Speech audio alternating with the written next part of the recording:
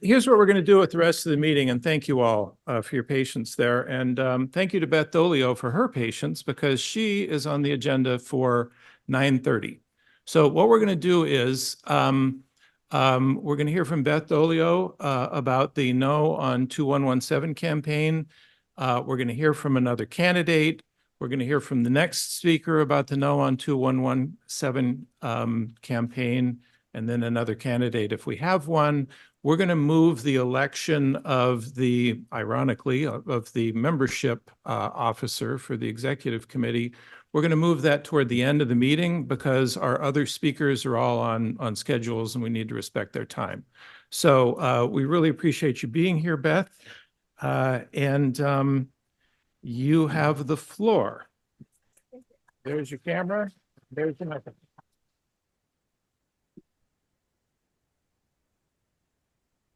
Hello, and thank you so much for being here. The first thing I want to say is no on 2117.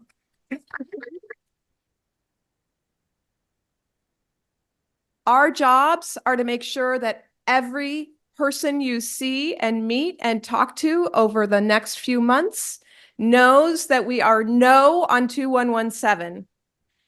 So just briefly, I'm going to try and be very brief because I know that this particular group of people know what's at stake. A billionaire spent a lot of money collecting a lot of signatures to try and say what our state is going to do on the environment, and we are going to say no, and we are going to smash it at the ballot box in November. So what 2117 does is it repeals the Climate Commitment Act. The Climate Commitment Act puts a cap on the amount of carbon that can be emitted in the state each year. That's the polluters, right? That's pollution. They have to pay to pollute. Polluters have to pay to pollute. The state then auctions off the right to pollute, and the allowed auctions decline over time. The funds then, the state then uses the funds to do things like Tana Sen did in this last session, fund electric school buses for our children so that they have a healthier, safer ride to school. Tana was an absolute champion, and I know she's going to tell you just a little bit more of that, but it also funds low-income energy assistance, protection of our farms and forest lands. It is going to decarbonize ports who have terrible diesel pollution, and many communities in there have shorter lifespans because of that kind of pollution. We simply can't afford 2117 at this juncture. Just think about all of the heat waves that people are experiencing across the planet right now. We cannot afford it. We cannot go backwards. So I'm just going to tell you a little bit about the campaign. As you know, we can't afford it. I'm going to say that again because it's super important for you to hear that. The costs would simply devastate our state. It would take funds out of transit. We're paying for 18-year-olds to ride transit for free so that we build are you under 18? Just barely 19, but oh, shoot. You enjoyed it. All right. Do you think that changed how your future, like how you're going to get around because you had that opportunity? There you go. That's what we're trying to do. So many things like that are at stake, right? And how we are beating it is we have an unprecedented coalition. Everyone from the Sierra Club to BP America, believe it or not, and lots of organizations in between, tribal nations, the Washington State Medical Association, businesses, renewable energy businesses. It's a huge 250 people have endorsed, or organizations have endorsed the campaign at this point, and that's how we're going to win. So I am actually I serve as the representative in the 22nd Legislative District, and I chair the Environment and Energy Committee. I forgot to introduce myself. But I am also now serving as the field director for this campaign, and I've just worked on the field plan. And it turns out, unbelievably so, that we need 2,117 volunteers to spend at least 10 hours between now and Election Day to basically fulfill the plan to win at the grassroots level. So we need to actually physically reach, with volunteer support, 350,000 people. And we're going to do that with good old shoe leather, right? We're going to do that on phones, phone banks. We're going to be out tabling. The next month, we really want to get out into the communities, collecting signatures of pledge to vote no, building our volunteer base, and then we're going to turn that into action after the primary and hit the streets. We're going to start with a leaflet campaign to people we know will vote for us if they get the right information in their hands. And then we're going to start the really hard work in September and October, where we're going to be knocking on people's doors, phone calling people that we need to persuade. And I need all of you to really step up. I'm looking for coordinators in counties and in larger counties, in legislative districts. We're going to have an incredible field infrastructure across the state. I was just in Spokane yesterday, working with them on that. And are you from Spokane? All right, well, step up. I need a volunteer coordinator right there. There we go. All right. So that's how we're going to do it. This is circulating right here. You can please sign it, please. And also, if you can indicate what your county and or legislative district is, that would be really helpful on those sheets. And I think I'm going to turn it over to Andrew to talk a little bit about, is that true? Or what are we doing next? Anyway, thank you all so much. You know, as a legislator, knowing that you're out there supporting us and working with us and talking with us on a regular basis, I can't thank you enough for that. And I'm really counting on you to help defeat and say no to 2117. Yeah. So my question is that we know that the assaulters on the environment are doing this partially because it creates a big giant distraction of us being able to focus on other things. Is there something we can couple onto this campaign that would be like the 1-2 punch in the part of the process that would kind of make that distraction backfire because we've won and we've done something additional? Well, I think when I started I was very depressed about this all happening. And I think, Washingtonians don't actually know. I mean, right, what we've been doing in the legislature, but Washingtonians don't know what the Climate Commitment Act is, right? And so this is an opportunity to talk about all of the great investments that we are able to make and how that actually helps people get off of fossil fuels and onto cleaner fuels in their homes and transportation, their school buildings, their school buses, right? And so I think that is sort of the 1-2 punch is we get this opportunity to talk about all of the great things that Washington is investing in. The final third one is this is a national precedent, right? If we lose this, if we can't win this in Washington state, it really sets us back nationally in terms of putting a price on pollution. And so that's our third punch, like winning it helps us continue to move our movement forward. Punch, punch, woo!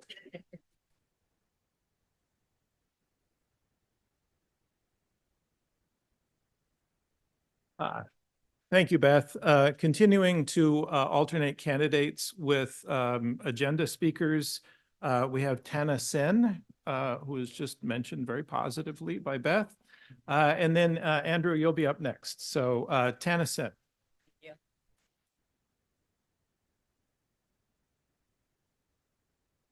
Good morning, everyone. Again, I'm Tana Sen, state representative from the 41st, which includes Bellevue here, Mercer Island, Newcastle, Issaquah, and Sammamish.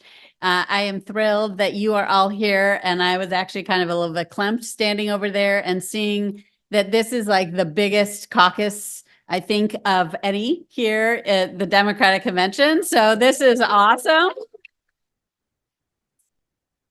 And I'm so heartened because, we all know, and I don't have to tell you this, that this is such an existential challenge and an issue for us.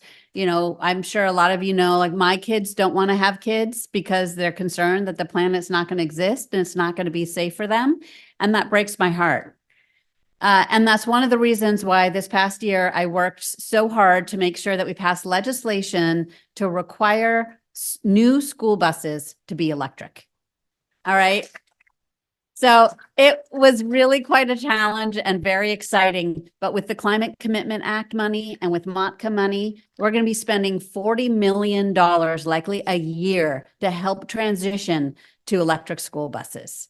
And the first 40 million is going into overburdened communities, targeting those communities that have been neglected and that often have the worst air quality across our state.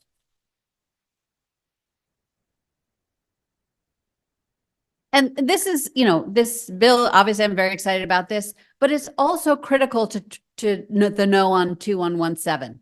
Because as Beth was saying, who is such a hero, she's my hero. She's been such an amazing leader for years in our state and in the legislature. And I'm so thrilled that you're being the field campaign manager. So exciting. But because for a lot of people, they don't know what the Climate Commitment Act is or what the money goes to. And, low income, energy savings, for a lot of people, that's not like a sexy thing, or, even culverts for some people, not a sexy thing. Again, for us, that's pretty sexy, but, for a lot of people, it's not. But school buses is something that people can tangibly imagine. It's about their kids' health. It's about reducing asthma. It's about, making our communities clean. And so, I talk about it, and the campaign will talk about electric school buses again, because it's something people can visualize and know it's going to impact each and every community across the state. So Beth said it all. Andrew's going to say more. No on 2117. Thank you for all of you for being so engaged on this issue. We're going to go fight, win. Awesome.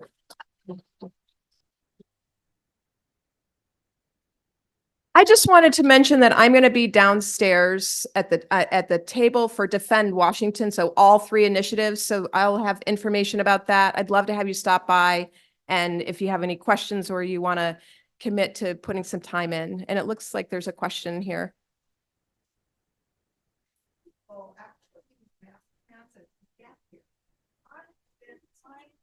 Look, there you go. I came all the way from Everett.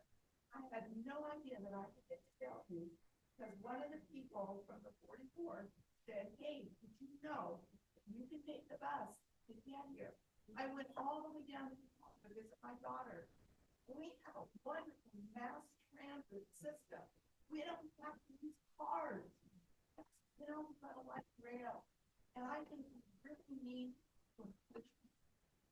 Absolutely. And I think the Climate Commitment Act is an opportunity to do that, because we will lose a lot of funding from mass transit. So actually getting on trains and handing out flyers about why it's so important to vote on no on 2117 is something that a volunteer yesterday came up with. I think it's a great idea, and it's an opportunity to really get the word out there. So thanks. I don't know if I have the authority to take more questions. So That's a good point. We probably have to go on. okay. Okay. I'm happy to answer any questions downstairs at the Defend Washington table. She's happy to answer any questions downstairs at the Defend Washington table. It is almost 10 o'clock. I believe the other convention events begin again at 10:30. So we need to be aware that we have about a half an hour. And our next speaker is going to be Andrew Villeneuve from the Northwest Progressive Institute. And there will be a short pause for some technical adjustments. Let me know when we're ready, technically. Yeah, we're ready.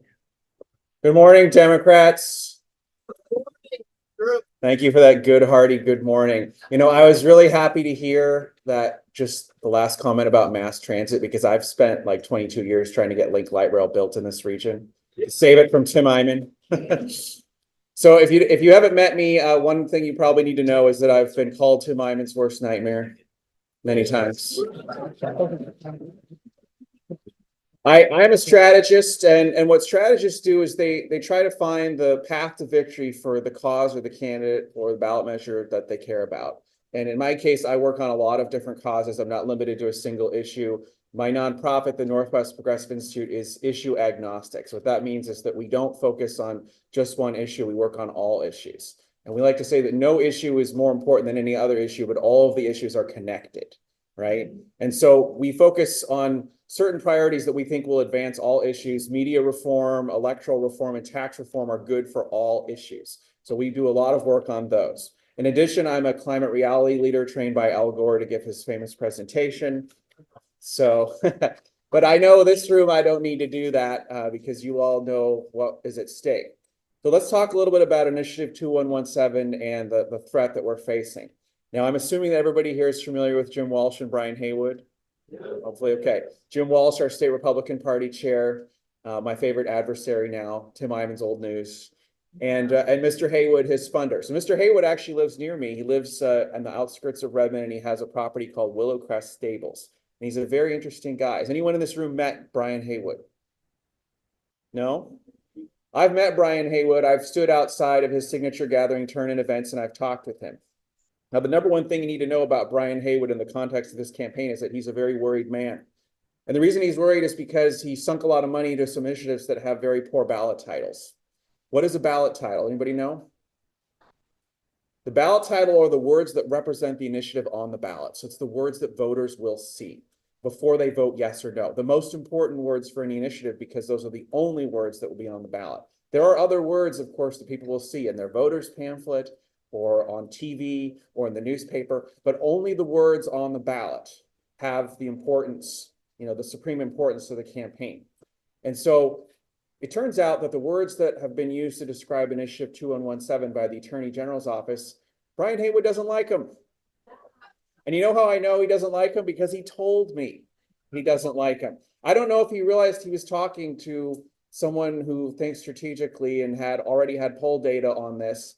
And well, I think he didn't really mean to tip his hand, but he did. So he told me basically at the end of last year that he was very worried. He thought the ballot titles were misleading, unfair, deceptive, whatever. And that's funny because he was trying to tell me that these measures, all 6 of them were great, and citing the results of the advisory votes that we used to have, which my organization has gotten rid of. So they're gone. You'll never see one on your ballot again. They've been permanently repealed by our Democratic legislators, including Beth Dolio and Tana Sen. Yes. And so I think that, when you think about how far we've come in the last few years, we don't want to go backwards, right? We're sick of the days of Tim Iman initiatives coming and having to be ruled unconstitutional because they were so deceptive that voters didn't realize what they were voting on. We're not going to have those kinds of problems with 2117. Why? Well, for one thing, 2117 doesn't have the great ballot titles that Tim Iman initiatives used to have. But more importantly, we have a requirement now in state law that my organization worked for as part of our initiative reform efforts. And this is where initiative reform dovetails with environmental advocacy and all the other kinds of advocacy. We have a law that says if an initiative decreases state revenue, voters have to be informed of that right on the ballot.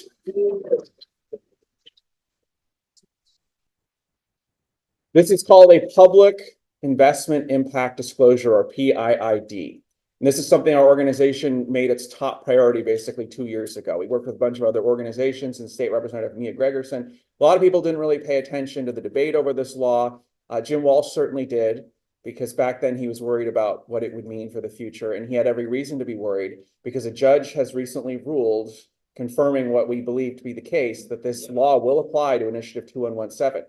So what does that mean? Well, it means that right before you see the ovals that say yes or no, there's going to be a line added to the concise description for the initiative. And it's going to say, this measure would decrease funding for blank. Now, we don't know what blank is going to be yet, but it might say something like climate resilience programs and clean transportation and so on and so on. Whatever words the Attorney General's office think will describe the services that will be impacted by Initiative 2117. So that's going to get added to the description for that initiative.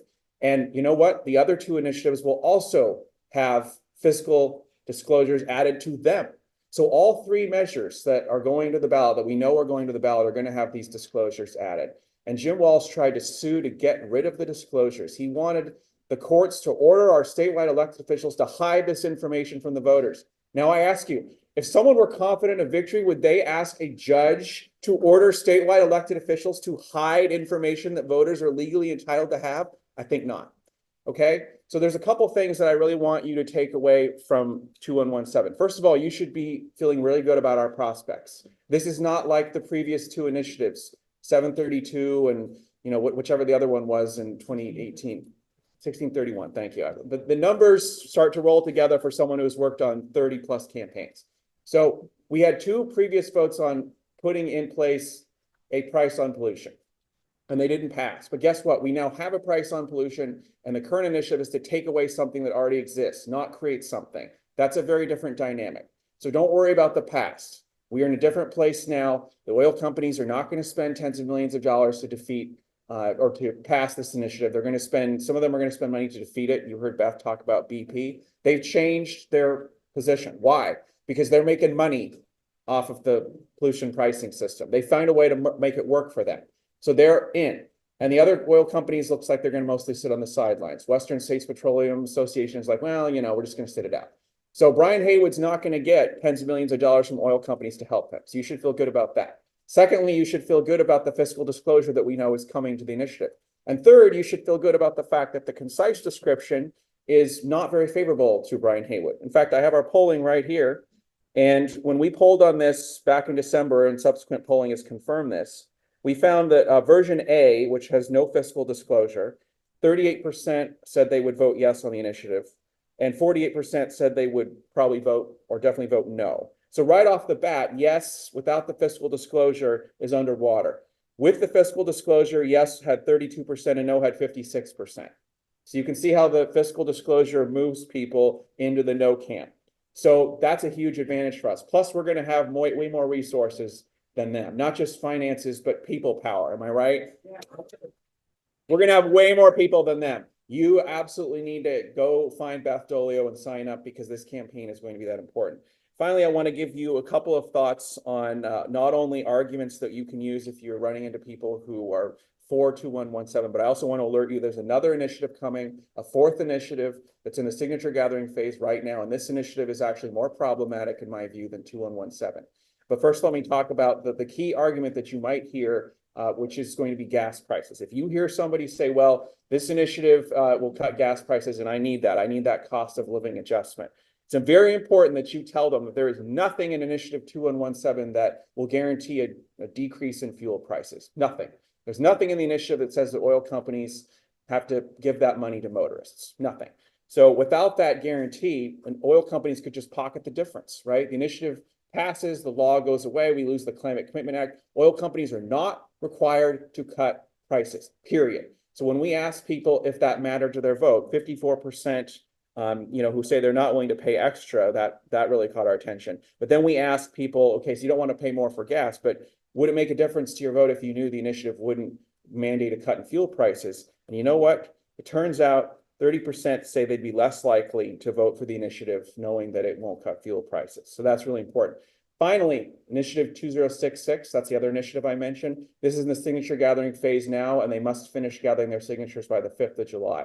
If you see the initiative, don't sign it. If you see the initiative, I would like to hear about it. You can email andrew@nwprogressive.org, or you can text 425-310-2785. I'll repeat that. If you see a signature gatherer collecting for Initiative 2066, which keeps us locked into gas, that's very important. That's the goal of the initiative. That initiative is currently in the signature gathering phase. We need to know if you see signature gatherers for that. And so email andrew@nwprogressive.org or text 425-310-2785. Because if that qualifies, we have a fourth initiative to fight. And this one isn't going to have a fiscal disclosure because it's only a policy measure.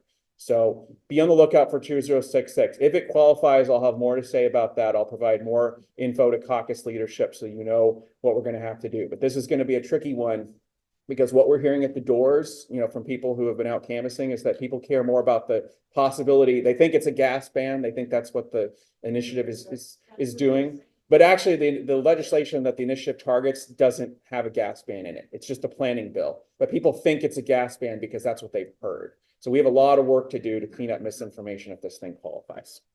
Okay. Thank you. You're going to be speaking to possibly. I don't know. Thanks a lot. Okay, we had a couple of questions come in via Zoom, and perhaps other people have questions that we don't have time to take here, but if you can convey them to me, we'll email them to Andrew and try to get clarification on those issues, okay?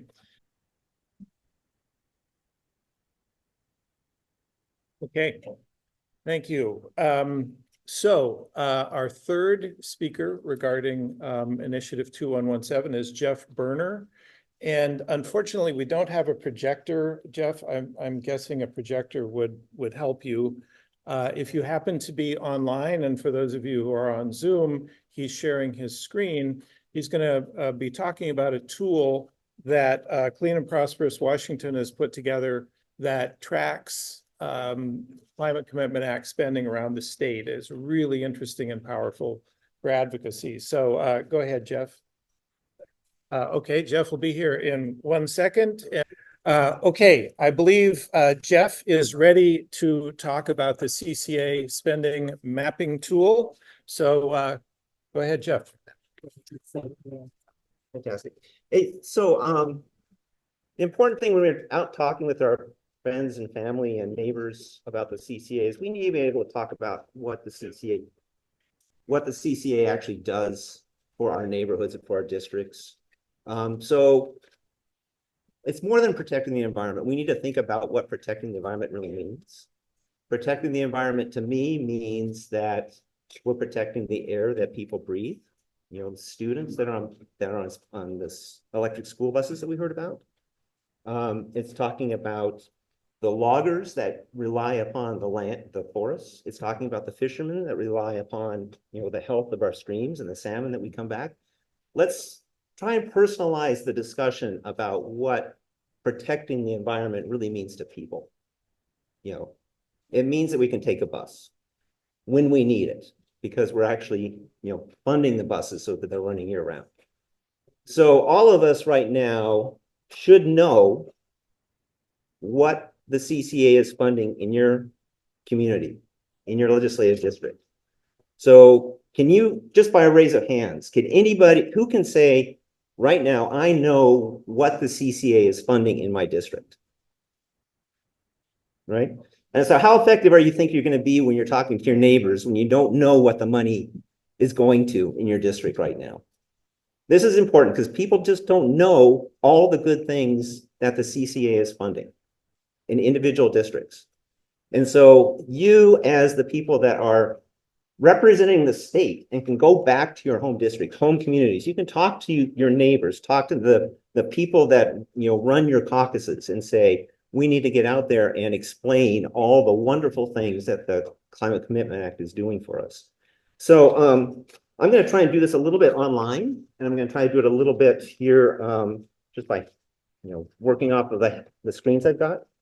So the wonderful folks up in at Clean and Prosperous Institute, or Clean and Prosperous Washington, they were instrumental in actually putting together, you know, the Climate Commitment Act, working closely with Reuben Carlisle to push that through.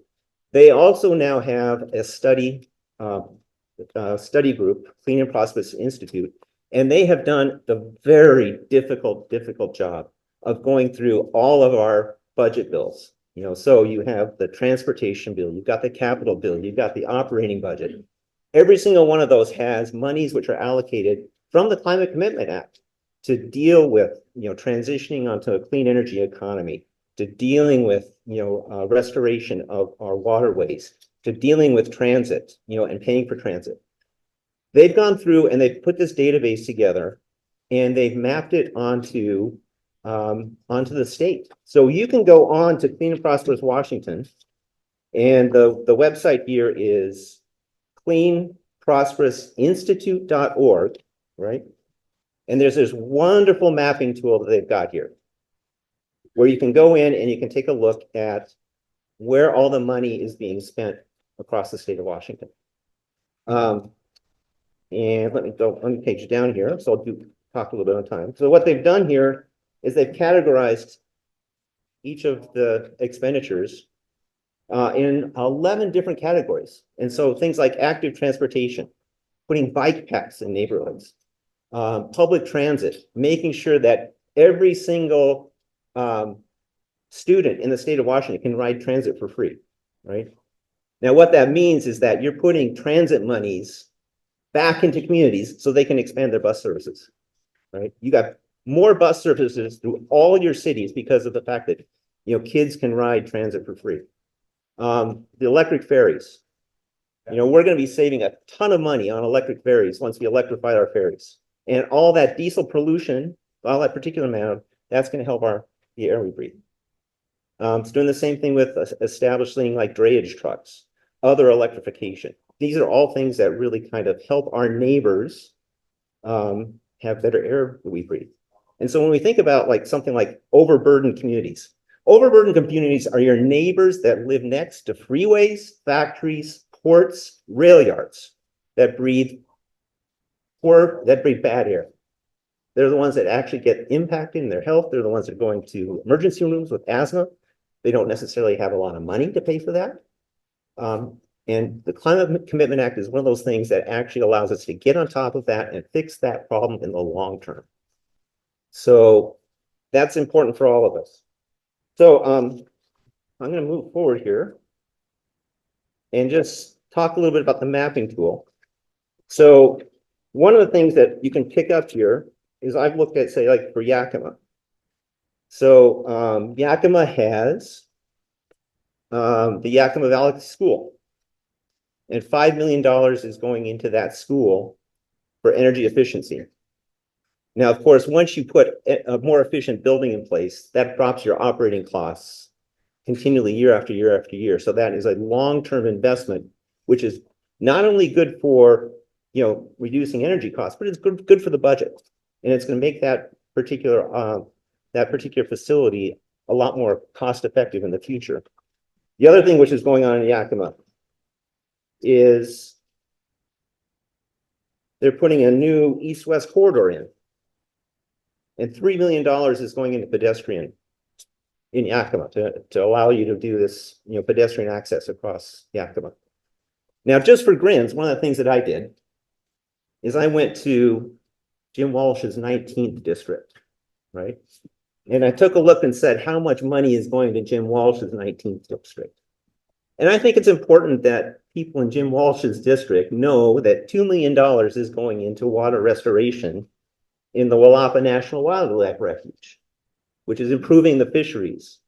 Now, he's out there talking about how this is increasing gas prices, but he's ignoring the fact that he's, turning away an investment into his particular community that improves the water and that deals with the problems of his fishermen. So I would also suggest that there's a few other things that you could take a look at. Clean and Prosperous Washington has a few handouts here talking about some projects that they've done. For example, there's fish removal here at Mill Creek. There's forest acquisition on the Quinnell Indian Reservation. And there's looking at a solar project for the Yakima Nation that covers, some of their irrigation canals with solar panels. Now, these are all things that are real commitments, real projects, bringing jobs into districts all across the state.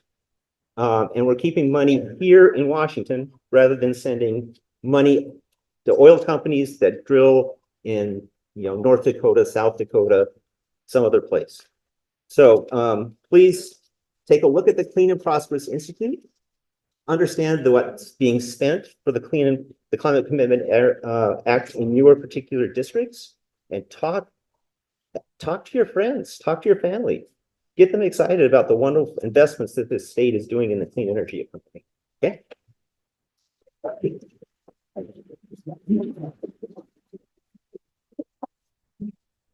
Thank you, Jeff. I'm about to introduce Chris Rakedahl, but Arvia has something to say, and then I have something to say. Go ahead, Arvia.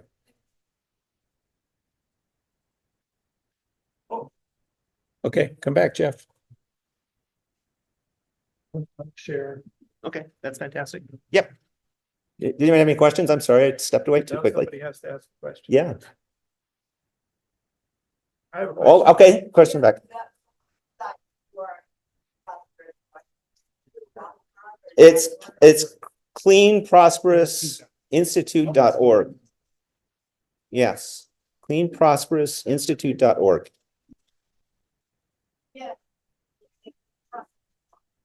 Yeah, yeah. If you do a Google search on Clean Prosperous Institute, it'll take you to the site. Okay. So the Clean Prosperous Institute is a nonpartisan, right? So they had to decline to be here today.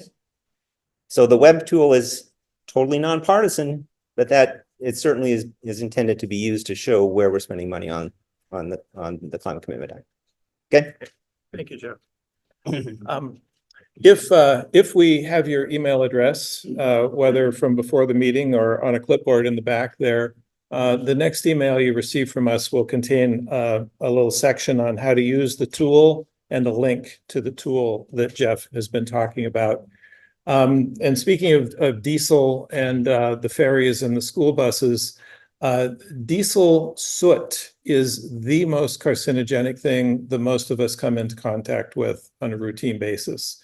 And fossil fuels are responsible for 1 in 5 deaths. That's 20% of deaths worldwide. It's kind of a big deal. Thank you to everyone. It is 10:33. If you're a delegate, you probably have someplace you're supposed to be. So thanks for sticking with us. Thank you all for being here. We are adjourned.